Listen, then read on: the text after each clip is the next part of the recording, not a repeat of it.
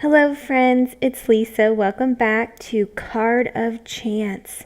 This is my first episode in a new series where we randomly choose the products I'm going to use to create a card. And then I'm tasked with creating an awesome card. So here's how I randomly choose it.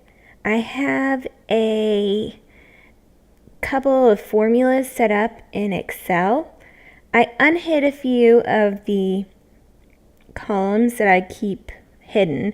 Now I know some people don't use Excel near as much as I do, but for my job I have to use it quite often, and creating this took a whole 5, maybe 10 minutes to do. So it may seem a little crazy, but it was really easy to set up, and it is then random, or as random as a computer algorithm can create. So I calculated the sheet, which means it just reruns all the formulas, and these came up. So I have 3 random products, which I'm showing you right now. So there's that first one, is a stamp set from Tim Holtz. Then, because sometimes I'll have more than one stamp set in a little sleeve, and you'll see that in a minute, these 3 came up, and I decided I was only going to pick one. I'm not going to try and do everything. And then the same for the stencils. I typically have 2 stencils in a sleeve, and I just mark the sleeve as 1 number. So that's why multiples come up on my database. I also picked 3 random colors. I just picked the color, and then I counted however many through my swatches system, which I didn't video, but those are the 3 colors that came up. You can tell that they're random because I would not have chosen those 3 together. It's a kind of a challenge, which was a lot of fun. Also a little bit stressful, where you're like, oh my gosh, I have all these random things. How are they going to come together into a card? So I decided which stamps and stencils I was going to use. I decided to use the Crafters Workshop stencil, which I'm not sure of the name exactly, but I use this stencil a lot, if you can't tell. And this is my absolute favorite technique with stencils. So what you do is you put some watercolor cardstock down, put the stencil over top, and then spray it with water. Next, what I do is I just drop in some color. I'm using these Avriel colors. One of them, the one I'm using now, Cherry, was one of the randomly chosen colors. And I decided to add green as well because leaves are green and I wanted green. So, one thing about this challenge, I did accept the use of additional products, not just the ones randomly chosen, but I did have to use all the ones randomly chosen, and you'll see that. I'll point it out throughout the video. So I decided, since I was doing random stuff, I would go with my favorite technique. So I've dropped in some color, and now I'm going to drop in some Brusho, which you don't have to do, but this was mainly just to add some variation in colors, add some darker tones to it. Plus, I love the Brusho texture. So I didn't really do anything once I added that in. The only time I did go through and put my paintbrush down is right here after I added the green. The green just wasn't moving around as much as I wanted it to. So I took my paintbrush and just finished moving that color. Some of the water and color is going to seep under those edges, and that's okay because we're going to come back and define those edges in a few minutes. I'm also adding some green Brusho powder to the green areas for the same type of look. Next, I'm going to pull that stencil. No, I lied. I'm not going to pull the stencil back yet. I decided to add a little bit more water, which just kind of intensifies that Brusho powder. It activates it. I think that by this point, the paper had gotten a little bit more dry. So I sprayed that before taking this off. If you had thought ahead, unlike myself, you might have had another piece of paper that you could have just put the stencil down onto, and then you would have kind of gotten the reverse stencil. After drying, I'm taking my black Uniball Signo pen and just tracing in the whole stencil on top so that we define the edges of the stencil. It kind of takes it from being really messy to being intentionally messy, which I think is super pretty. So that's my favorite stencil technique. I know that there's a lot of different stencil techniques out there, and there's a lot of really cool stencil techniques out there, but for me, this is my favorite. Since I was doing a completely random card, I thought I would go with something I know turns out pretty good. And actually, I typically, with the 2 times previously I've done this technique, I've done it with this stencil, so it worked out perfectly. I think it's a really great, fun stencil to get this washy watercolor look. Now, we've done that. The next step is I decided I wanted to step this up. Since it's going to be the focal point of the card, I wanted to zhuzh it up a little bit. So I'm taking this sparkle spray, and I have the sparkle spray in glitter and in pearl, and I should have picked the pearl because it would have gone better with one of my randomly chosen products, but I didn't. And I chose the sparkle one, so I spritzed that all over. So now it's sparkly. But the next randomly chosen stamp, or the next randomly chosen product I used was this stamp from Crafter's Companion, and you use it to create your own plaid pattern. So I decided, since the flowers were so colorful and very in your face, I would do more of a black and white texture and look for kind of a secondary pattern paper that I'm going to use in my card. So what I'm doing is I'm stamping these down with some VersaFine Onyx Black ink, and I'm going to heat emboss that. So I did put my embossing powder, and I can't remember my embossing buddy down, the little pouch that's filled with cornstarch or whatever that keeps it from getting too staticky. Then I stamped, and by using the grid pattern, I was able to stamp in the same intervals, which I did 1 inch for the thick stamp and then 1.5 inches for the little stamp.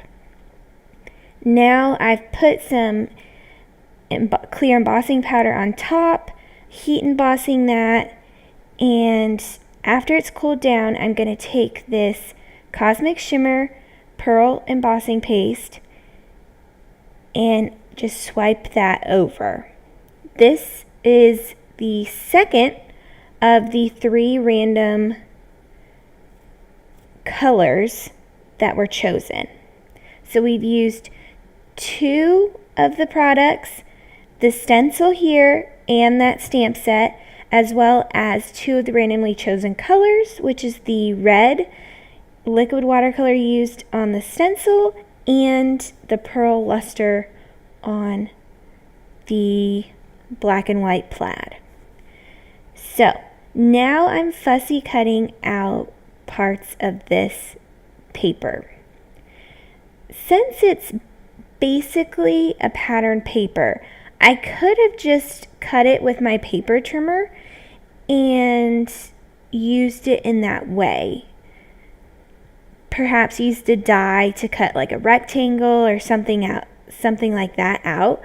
But I really wanted this to become the focal point of the card, And so by fussy cutting it out, it makes it stand out more. So next I'm creating the background of the card. And this is using the final of the 3 randomly chosen colors. This is the purple color, and I'm going to be honest, it wouldn't have been the color that I chose to add to the other 2 colors, where I have the pearl and that bright red, but actually it ended up looking really cool. I'm using my Copic markers with the Copic marker airbrush system and just Copic coloring onto the background of this card. I am not a master at the Copic airbrush system. I can't just lay a flat color down with the airbrush, but instead of doing that, while I'm still learning, I add texture, which works out perfectly because I love texture. So I added some wavy purple background and it looked really cool. Next, I'm just chopping this paper down that I created with the plaid stamp set and the pearl color in the background so that I can use it on 3 cards. After I fussy cut down the stenciled paper, I realized I had about enough for 3 cards, so that's what I'm creating here. Is I'm cutting this down to so that I'll have enough for 3 cards. And for 2 of them, I do end up using almost the full piece, and for one of them, this one, I end up just die cutting out a little flag and using that, because you really didn't need a whole ton to make an impact. Finally, I'm breaking out the final randomly chosen product, which is the texture stamp set from Tim Holtz. I decided this would go great on the background, so I chose a purple color of the Distress Inks, which is Wilted Violet, and just added it on the background just to grunge it up a little bit. I think it plays well with the more natural flowiness of the watercolor. So it all worked out. And actually I thought it came together pretty well. I might have chosen something other than the pearl. I have a similar product from Cosmic Shimmer, and instead of pearl, it lays down glitter. I think I would have chosen that instead of the pearl, but I said no, I'm going to stick to the challenge, which was a lot of fun. I definitely would suggest this if you get into kind of a creative funk. You just don't you're not feeling anything. You have no idea what you want to create. This is a super fun way to kind of kickstart your creativity, because I know a lot of times they say, you got to think outside the box, which is funny because I have my Thursday episodes are all think outside the box. But sometimes you have to create the box so that then you can think outside of it, if that makes sense. First, you have to have the box so then you can take what you're doing and kick it up to the next level. You have to start somewhere, I guess I'd say. So next, I'm creating the little flag banners, and these are art impression dies that have stitching both on the inside and the outside of the die, which is really fun. For this project right here, it doesn't matter that they have stitching on the outside of the die. I do really like the products that have stitching both on the inside and the outside. So as I personally buy shaped dies, I like to buy those types of dies. But that's just a personal preference and not anything that I'm saying you have to have. Just my personal preference, and that's something that I really enjoy because it gives you so much more versatility. So I'm taking the colors that I showed you just a minute ago, and I'm coloring some of the Neenah Solar White 80-pound cardstock. And that's what I used for the background, as well as the black and white paper that I created. And I wanted to match both the background, so I'm using those purples that I used to create the background, as well as the cherry color. I did that by combining two different Copic markers, and I forget what Copic markers I used, but you can go back and I showed you earlier which ones exactly those were. So I put the brighter, more vibrant color down first, and then I put the more toned back red over it, which is more of a mauve color, and it created that perfect match of the cherry Avery Elle liquid watercolor. Next, I'm gluing everything down, and you might notice if you have watched my channel the last couple of weeks, I ran out of the Gina K glue, Connect glue, and I was very sad, but I put an order in and I got it. I got some more, so it's super exciting. I got this from Simon Says Stamp, and I have some other really cool products that I got at the same time that you'll see in upcoming videos. But I also just ordered some stuff from Gina K, so I'm excited to get some more Gina K stuff, so you might see a little bit more Gina K products coming up in my upcoming videos. So I hope you also like the Gina K company. Anyway, now I am gluing, so I've glued all of the flower pieces straight onto the background with no dimension. And I've added some foam behind the black and white pieces on two of the cards. But the third card, where it's that big piece of the flowered paper, I actually did it backwards. So I put the foam on the flowered piece and did not put the foam on the black and white piece. And you'll see that in just a second. I didn't film putting the foam on because all it is cutting foam and gluing it to the back of a piece of paper. But I did want to point out that I did do that. So here we go. I'm gluing that down. And you'll see that I just let the pieces overhang the background. And that's okay. Just so you know, the background is 5.5 by 5.5. I've really been liking this card size. I wish they had more envelopes, so I wouldn't have to make my own envelopes. But what can you do? I like the square look of these. So you'll see I glued that down, I let it hang off, and in a minute I'll trim it off with my paper trimmer. Next, I'm going to stamp and emboss these sentiments. Since the only sentiments that were in the randomly chosen cards were Happy Holidays or Happy Birthday, I decided to pick another stamp set, and this one is a really cute stamp set. It's a Simon Says Stamp set, but it was designed by Christina Warner, who I think is awesome, and they were just so cute, and the scripty font really worked perfectly with kind of the fun but elegant look I was going for. And I'll try and link in the below description below what stamp set that came from. Next, like I said, once it was almost dry, the glue was almost dry, I just trimmed off those edges with my paper trimmer. So here we go.